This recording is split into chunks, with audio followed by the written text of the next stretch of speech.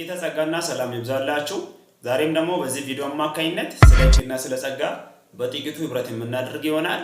እግዚአብሔር ቃል ሲናገር ዮሐንስ ወንጌል ምዕራፍ 1 ከቁጥር 17 ላይ ሕግ በሙሴ ተሰጥቶ ነበርና ጸጋና እውነት ግን በኢየሱስ ሆነ ይላል።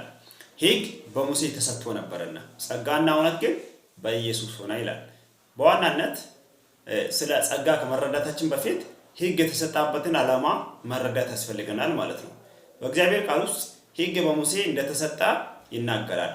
ይህ በሙሴ የተሰጠው ሕግ ለምን እንደተሰጠ መረዳት ያስፈልገናል ማለት ነው። እግዚአብሔር በምን ዓላማ ነው ሕግን የሰጠው የሚለውን ስንረዳ ሰዎችን ለማጽደቅ አይደለም፣ ሰዎችን ለመቀደስ አይደለም፣ ለሰው የዘላለምን ሕይወት ለመስጠት ሳይሆን ኃጢአትን ለማሳየት ነው የተሰጠው ማለት ነው። ሮሜ ምዕራፍ 3 ከቁጥር 20 ላይ ይህንም የሕግን ሥራ በመስራት ሥጋ የለበሰ ሁሉ በእርሱ ፊት ስለማይጸድቅ ነው፣ ኃጢአት በሕግ ይታወቃልና ይላል። ሥጋ የለበሰ ሁሉ በሕግ ሥራ እንደማይጸድቅ እግዚአብሔር ቃል አስረግጦ ይነግረናል ማለት ነው። ከዛ በኋላ ደግሞ ምን ይላል? ኃጢአት በሕግ ይታወቃልና ይላል። ኃጢአት በሕግ ይታወቃል ማለት ለምሳሌ አታመንዝር የሚል ሕግ ካለ ማመንዘር ኃጢአት እንደሆነ፣ ስለዚህ ኃጢአትን ኃጢአት ነው የሚያስብለው ምንድነው?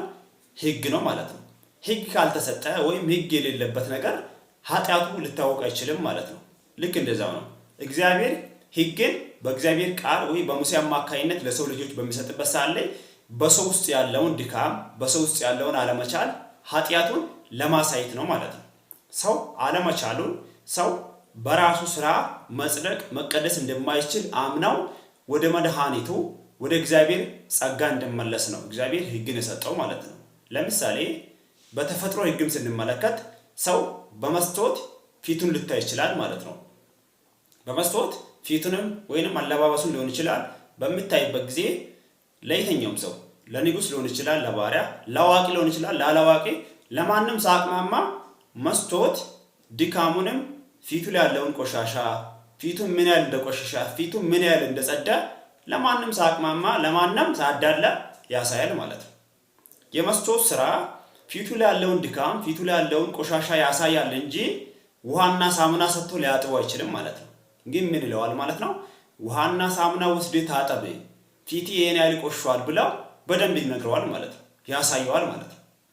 ልክ እንደዛው ነው ሕግ በሰው ውስጥ ያለውን ኃጢአት ያሳያል እንጂ ለሱ የኃጢአትን መድኃኒት ሊሰጠው አይችልም ማለት ነው። አንተ ኃጢአትን ሰርተሃል፣ በዚህ በኩል አንተ ኃጢአተኛ ነህ፣ ስለዚህ ወዴት ሂድ? ወደ መድኃኒቱ ወደ ኃጢአቱ መድኃኒት ሂድ ብለው ወደ መድኃኒቱ ያመለክተዋል እንጂ ራሱ መድኃኒት ሊሆንለት አይችልም ማለት ነው። ለዛ ነው ኃጢአት በሕግ ይታወቃልና ብሎ ማለት ነው። ለዛም ነው ዮሐንስ ወንጌል ምዕራፍ 8 ከቁጥር 1 እስከ 11 ያለው ቦታ ላይ በምንመለከትበት ጊዜ ያቺ አመንዛሪ ሴት በሕግ አማካይነት ነው ማመንዘራው የታወቀው። እግዚአብሔር በሙሴ በኩል በሰጠው ሕግ ውስጥ ምን አለ? አታመንዝር የሚል ሕግ አለ ማለት ነው። ያመነዘሩ ደግሞ በአደባባይ በድንጋይ ተወግሮ መሞት እንዳለባቸው በሕግ ተጠቅሷል። ከዛ አንጻር እነዛ ፈሪሳውያንና ሰዱቃውያን ጻፊዎች ያችን አመንዛሪ ሴት ይዟት ወዴት መጡ ማለት ነው? ወደ ክርስቶስ አመጧት ማለት ነው። በዚህ ስፍራ በምንመለከትበት ጊዜ በጥልቀት በምናይበት ጊዜ እቺ ሴት እውነትም አመንዝራለች። ማመንዘሯ በሕግ በኩል ነው የታወቀው ማለት ነው። አሁን አታመንዝር የሚል ሕግ ባይኖር እቺ ሴት ማመንዘሯም አይታወቅም ማለት ነው።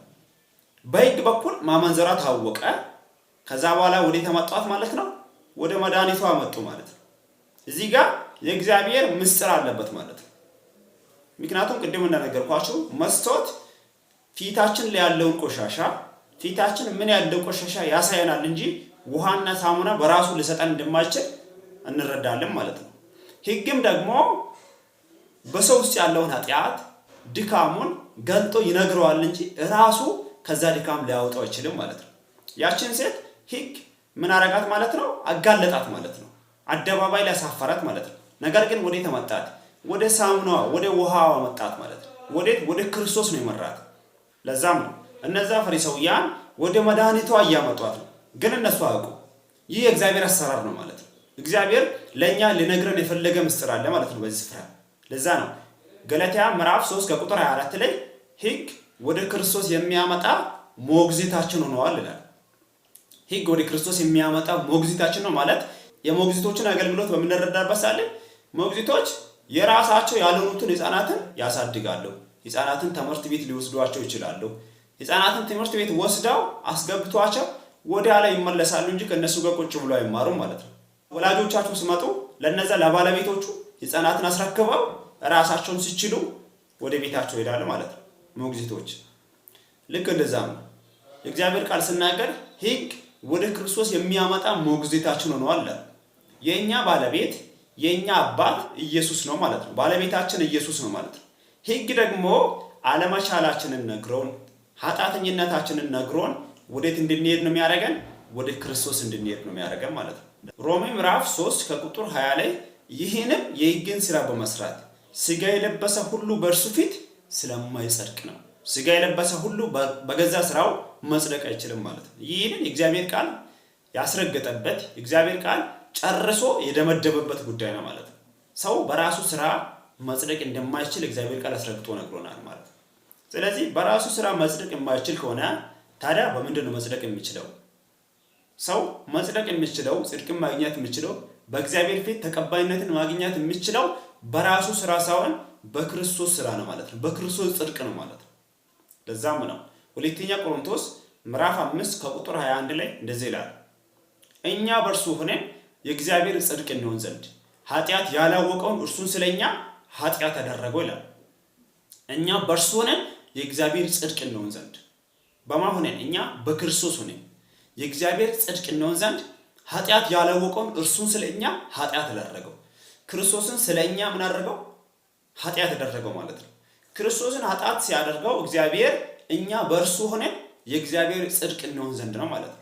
እግዚአብሔር ኢየሱስን ኃጢአተኛ ያደረገው ኃጢአት የራሱን ያደረገው ያ ማለት ሲገረፍ ሲደበደብ ክርስቶስ ሲመታ ሲሰቃይ የኛ ኃጢአት ነው እየተሰቃየ ያለው ማለት ነው። ለምን? እግዚአብሔር ኃጢአት ያደረገው ነው የሚለው። ስለዚህ የኛን ኃጢአት በልጁ በክርስቶስ ላይ እየተመለከተ ስለሆነ እግዚአብሔር ሲቀጠው መስቀል ላይ ስቶ ሲጨክንበት በእኛ ኃጢአት ላይ ነው እንጂ በኢየሱስ ላይ አይደለም ማለት ነው። ለዛ ነው እኛ በእርሱ ሆነን የእግዚአብሔር ጽድቅ እንሆን ዘንድ ኃጢአት ያላወቀውን እርሱም ስለኛ ኃጢአት አደረገው የሚለው። ስለዚህ እኛ የእግዚአብሔር ጽድቅ መሆን የምንችለው በሕግ ስራ አይደለም፣ በራሳችን ጥረት ሳይሆን በማነው? በክርስቶስ ኢየሱስ በማመናችን ብቻ የእግዚአብሔር ጽድቅ መሆን እንችላለን ማለት ነው።